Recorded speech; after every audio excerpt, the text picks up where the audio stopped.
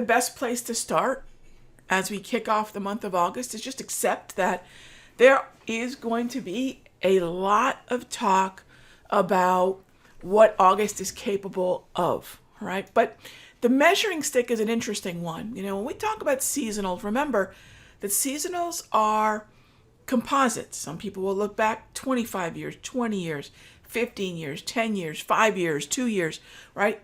The look back of the cycle that you're studying is going to be different. A couple of the things that I like to do, and you're going to note this here.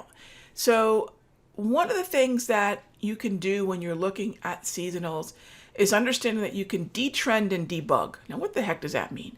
Well, debugging basically will move particularly volatile times, unusual price rallies, unusual price sell-offs that they don't affect the seasonal rhythm, but take away some of the factors that might, mess the seasonal up, right? So there's that. And then you can also, interestingly enough, detrend seasonalities. And it just puts it puts a relative performance into focus. That's really what it is. And these are cool things that you can do with a lot of the tools out there that allow you to look at seasonals, right? To actually get the cyclical pattern more in focus. And I like to do both those things. Now you can look at them undebugged, right? And undetrended. But see what happens is if you take, see how it just looks like it's just smooth and easy, higher unless you debug and detrend the market. This is what we're looking for, okay? So anyways, a lot of people ask me, why do you do this? Because if we just look at the last handful of August trading months, you probably won't see the rhythm that a lot of people are talking about. The second thing we want to do is not get trapped into a 25, 20, 15. I like to actually start with the very near term look at and if you take a look at this, the very near term look at the seasonal. This is a 5-year.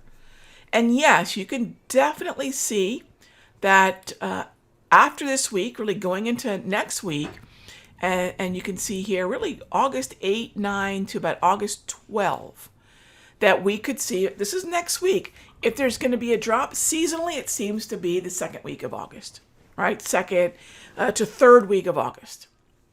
Cool. So that tells me, if I look at this and I think that the 5-year might be in play, that tells me that, frankly, in this kind of chop, it may really pay to be nimble. It may really pay to be short term. When I say nimble, I think about my day trading playbook, right?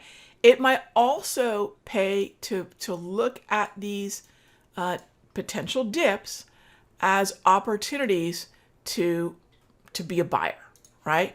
Can I be a buyer in uptrends based on the fact that we could see movement lower? So being nimble means that I'll likely be very cautious and day trade for probably the next 3 weeks. I'll focus on short-term time frames between now and maybe the second week, end of the second week, maybe now to options expiration. So I'm giving you all a timeline. And between now and options expiration, I also want to think about which markets are, generally speaking, heading higher, that if they were to pull back, I could be a buyer. All right, I could be a buyer. So you might say, well, then, Rog, what does that mean for us if we move forward to, September 1st to, for example, October? Right? What if we move into October, the first for now? Look, when people say, look, could we see weakness? This is when, if we look at the last 5 years, last 10 years, as much as everyone's talking about August, I'm thinking we might want to be a little bit more cautious going into September if you're looking at those seasonalities. Regardless, pullbacks, relative outperformance, and having the ability to shift into day trade mode is going to be a great way. You know what day trading allows us to do? To not care what comes next. And relative outperformance allows us to focus on pullback buys rather than thinking the markets are just going to collapse and it's time to get short.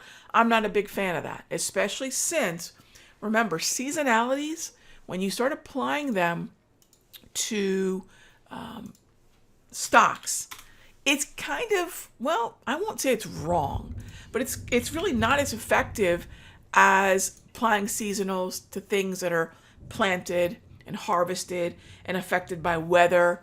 When we take a look at the indices, this seasonality is always going to be eclipsed by central bank messaging. So as long as the central banks are looking at the data and the data is flat to slightly weak, suggesting that the economy is not overheating, it's really tough to not continue to want to be bullish in the best corners of the market. All right, and we'll talk about the best corners of the market in the premium video for sure. And but just keep that in mind. I think that slightly longer term pullback opportunity, as well as short term between at least now and the end of the second week of August or third, might prove to be a perfect time just to stay nimble. So you really don't care what happens session after session. Okay, so that's my game plan for this month. Hey traders, Raghee from Simpler Trading.